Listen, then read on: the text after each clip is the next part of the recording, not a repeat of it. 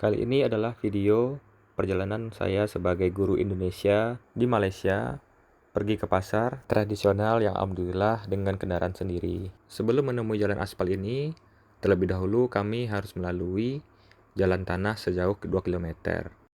Beginilah suasana perkampungan di wilayah Sabah, Malaysia seperti yang tampak di sepanjang jalan di video ini. Sedikit cerita juga, bagi teman-teman yang ingin berkendara di luar negara, sebaiknya persiapkan dulu SIM internasionalnya. Nah, ini bisa diurus secara online, namun sebelumnya teman-teman harus SIM A Indonesia sebagai syaratnya juga. Seperti yang kita lihat di video, nampak kendaraan memotong di saat ada garis putus-putus. Nah, ini adalah satu dari sekian hal yang harus dipahami di Malaysia, bahwa aturan di sini sangat ketat. Untuk memotong kita tidak bisa sembarangan, bahkan lebih baik menunggu jika tidak diperlukan.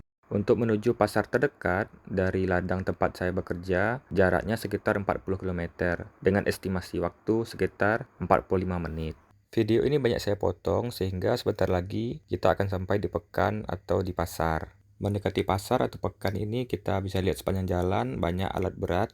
Nah, ini adalah sedang pembangunan untuk jalan Pan Borneo, yaitu jalan 4 lajur ya, atau 2 lajur kiri dan 2 lajur kanan melintasi wilayah negeri Sabah, Malaysia. Ini adalah rumah sementara untuk para pekerja proyek jalan. Tandanya kita sudah semakin dekat ke pekan. Jauh di depan saya ini tampak sebuah motor, yang mana di Malaysia ini motor itu adalah kendaraan yang sangat jarang ya di jalan ditemui, dan hampir setiap rumah itu punya mobil, dan bahkan ada yang lebih dari satu mobilnya. Itu hal biasa di sini. Kita sudah sampai di bundaran atau perempatan pekan, yang mana kita di sini harus berhati-hati bahwa aturan di sini kendaraan yang dari kanan jika ada maka harus didahulukan. Kita tidak boleh mendahului kendaraan yang di kanan dan harus sabar menunggu. Kebetulan ini sedang kosong di kanannya, saya langsung aja masuk dan kita menuju pekan yang ada di sebelah kiri kita ini.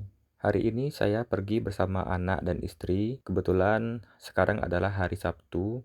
Biasanya di pekan ini selalu ramai atau banjir oleh penjual di saat hari Sabtu dan hari Minggu, yang dikenal dengan nama hari tamu. Kita cari parkiran dulu ya, karena hari ini cukup ramai. Alhamdulillah kita dapat parkiran di depan penjual ikan dan jagung. Kita tinggal kendaraan di sini, setelah itu kita jalan. Tampak penjual buah semangka atau tebikai di sini namanya ya, pisang dan bibit.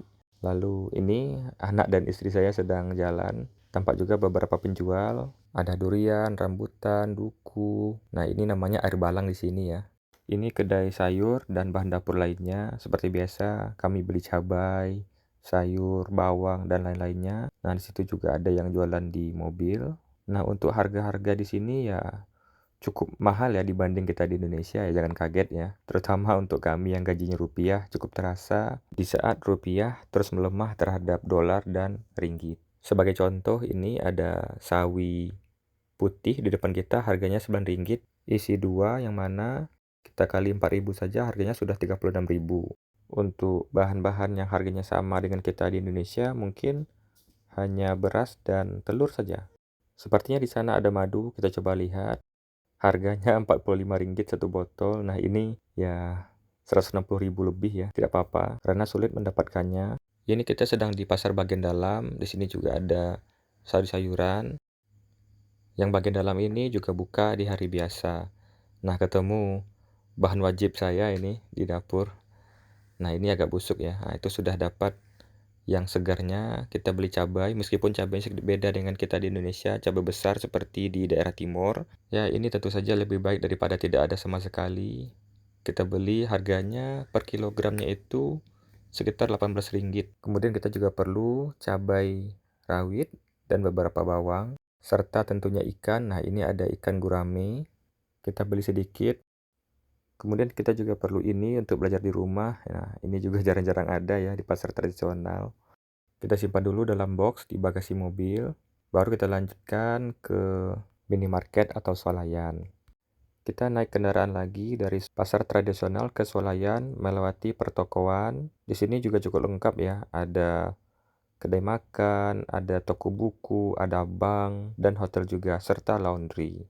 Sampai di swalayan, kita di sini hanya untuk beli beras dan telur, serta air minum.